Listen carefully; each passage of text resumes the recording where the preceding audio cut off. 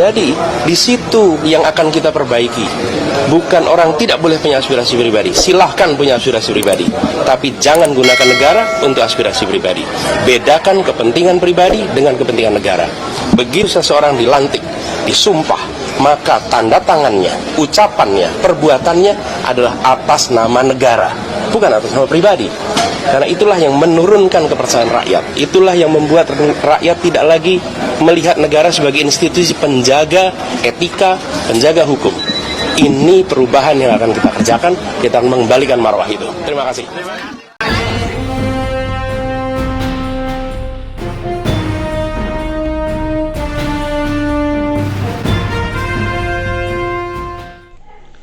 Assalamualaikum warahmatullahi wabarakatuh. Teman-teman, jumpa kembali dengan NJ Channel, channel yang membahas berita teraktual, terhangat, dan sedang menjadi perbincangan publik. Sahabat NJ Channel, kali ini yang akan kita bahas mengenai calon presiden 2024 antara Anies Baswedan, Ganjar Pranowo, dan Prabowo Subianto. Kalau kita lihat di berbagai lembaga survei, nama Prabowo Subianto selalu menempati di urutan pertama. Kemudian diusul Ganjar Pranowo, dan yang ketiga itu Pak Anies Baswedan. Itu kalau kita lihat survei kemarin. Namun hari ini survei itu berubah teman ya. Pak Prabowo nomor 1, Pak Anies nomor 2, Ganjar nomor 3.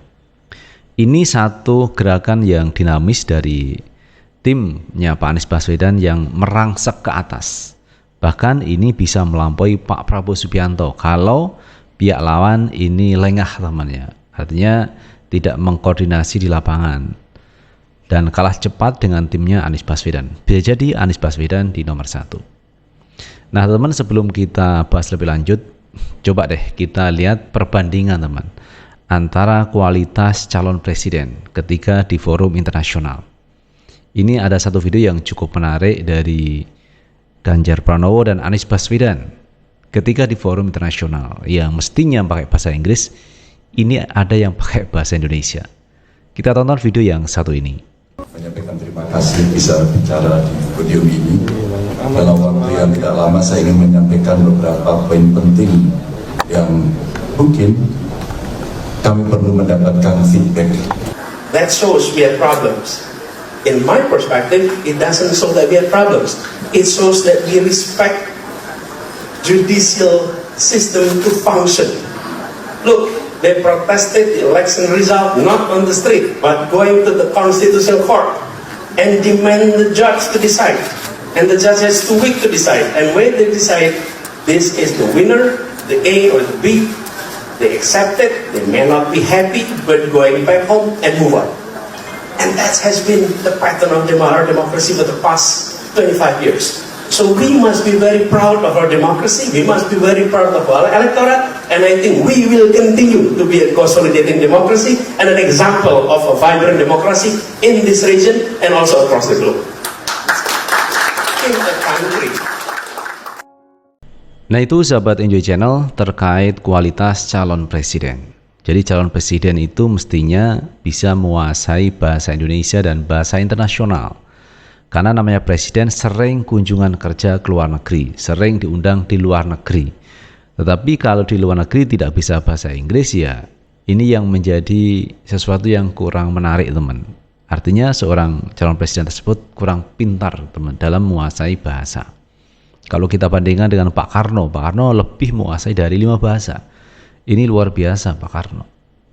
Nah ini ada calon presiden, kalau kita lihat Pak Anies Baswedan ini mampu berkomunikasi di luar negeri. Juga kalau kita lihat Pak Prabowo juga bisa berkomunikasi di luar negeri. Cuman Ganjar ini kelihatannya kok enggak begitu bisa teman. Berbicara lancar seperti Pak Anies maupun Pak Prabowo Subianto. Nah kali ini teman kita melihat terkait hasil survei yang menunjukkan bahwa Pak Anies Baswedan ini mengalami kenaikan di survei IPO, bahkan mengalahkan Ganjar Pranowo. Nah teman, untuk lebih jelasnya coba kita baca berita yang satu ini. Kita baca berita teman dari CNN Nasional. Anies buka suara soal hasil survei elektabilitas salib Ganjar Mahfud MD.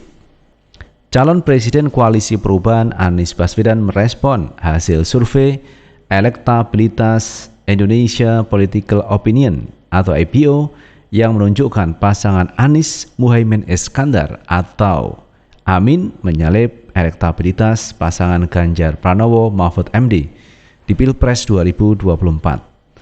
Anies mengatakan hasil survei itu sebagai bukti semakin banyak masyarakat yang menginginkan perubahan terjadi usai Pilpres 2024 digelar. Soal survei-survei itu kami meyakini bahwa makin hari makin banyak masyarakat yang menyadari bahwa kita ini memerlukan perubahan, kata Anies di Menteng, Jakarta Pusat, Selasa 21 November 2023. Anies meminta kepada wartawan untuk menanyakan bagaimana nasib yang dirasakan oleh sebagian kalangan masyarakat hari ini. Jika masyarakat merasakan kondisi yang semakin berat, Anies meminta wartawan untuk menanyakan apakah mereka menginginkan perubahan atau tidak. Kondisinya ringan atau berat? Kalau kondisinya berat, mau diteruskan. Kalau tidak mau diteruskan, maka kita perlu perubahan, ujar Anies Baswedan. Lebih lanjut, Anies mengaku telah lama mengusung konsep perubahan, namun kala itu banyak pihak yang mempertanyakan konsep perubahan itu. Ketika tahun lalu kita berbicara perubahan, banyak yang tanya apa yang mau diubah sekarang. Kita lihat bagaimana lapangan pekerjaan, bagaimana kebutuhan pokok, bagaimana biaya pendidikan, bagaimana biaya kesehatan, tutur Anies Baswedan. Mantan Gubernur DKI Jakarta itu mengaku tak bisa menyelesaikan tiap permasalahan yang hari ini masih terjadi. Kendati demikian, Anies mengklaim bakal selalu berupaya menghadirkan perubahan jika berhasil menjadi presiden di 2024 nanti. Kami menjanjikan perubahan, kami akan melakukan perubahan, dan itulah yang kita akan terus-menerus diikhtiarkan, jelas Anies. Sebelumnya, survei terbaru IPO periode November 2023 menunjukkan elektabilitas Anies Baswedan berada di posisi kedua. Prabowo Subianto masih kokoh di posisi pertama, sementara Ganjar Pranowo berada di posisi buncit. Elektabilitas Anies baru kali ini berada di posisi kedua setelah berdasarkan hasil lembaga survei sebelumnya kerap berada di posisi buncit. Prabowo Subianto 37,5%, diusul Anies Baswedan 32,7%, dan Ganjar Pranowo 28,3%. Kata Direktur Eksekutif IPO Deddy Kurniansyah dalam konferensi pers Jakarta, Senin 20 November 2023. Saat ini survei ini dilakukan pada 10-17 November 2023 terhadap 1.400 responden dengan metode multi-stage random sampling dan margin of error kurang lebih 2,50% dengan tingkat kepercayaan 95%. Nah itu sahabat Enjoy Channel terkait hasil survei dari IPO yang menunjukkan perubahan yang semakin baik untuk pasangan Anies Muhaimin Iskandar. Dan ini bisa menjadi sebuah kenyataan antara real di lapangan dengan hasil survei. Karena kalau kita lihat di beberapa tempat ketika Pak Anies datang, ketika Pak Muhaimin datang, ini disambut ribuan orang. Itu artinya memang banyak masyarakat yang menginginkan perubahan menjadi lebih baik. Pak Anies kemarin sudah menyampaikan perubahan itu ada 4 kategori. Satu catatan sebelum nanti didiskusikan, semua yang baik insya Allah diteruskan, termasuk bantuan-bantuan sosial yang dirasakan manfaatnya bagi masyarakat. Bukan hanya diteruskan, insya Allah diberi plus di situ. Plus memastikan sampai kepada yang seharusnya, karena di lapangan kita sering menemukan keluhan. Jadi prinsipnya adalah seperti itu, perbaikan atau perubahan itu 4. Meningkatkan yang baik, mengkoreksi yang kurang, menghentikan yang salah, dan membawa yang baru yang belum dikerjakan. Jadi perubahan itu 4. Kadang-kadang kalau kita mendengar kata perubahan, seringkali hanya dianggap nomor 3 dan nomor 4. Nah, oleh karena itu kalau kita melihat perubahan itu tentu kita menginginkan menjadi lebih baik dari yang sekarang. Yang sekarang sudah baik diteruskan, kemudian yang kurang ini dibenahi, dan ada ide-ide baru yang mesti harus dilakukan agar supaya Indonesia menjadi lebih baik. Dan ini mesti dilakukan, karena kalau kita melihat sekarang teman, banyak hal yang perlu diperbaiki. Seperti KPK yang dulu kan independen, tidak di bawah eksekutif. Dan bahkan pegawai KPK itu sudah menjadi ASN. Kalau dulu kan enggak. Nah, bagaimana KPK itu dikembalikan seperti dulu sehingga KPK menjadi kuat? Nah, itu harapan dari warga masyarakat. Dan kemudian tentang keadilan, jangan sampai keadilan itu seperti teori belah bambu, yang satu diinjak, yang satu dinaikkan.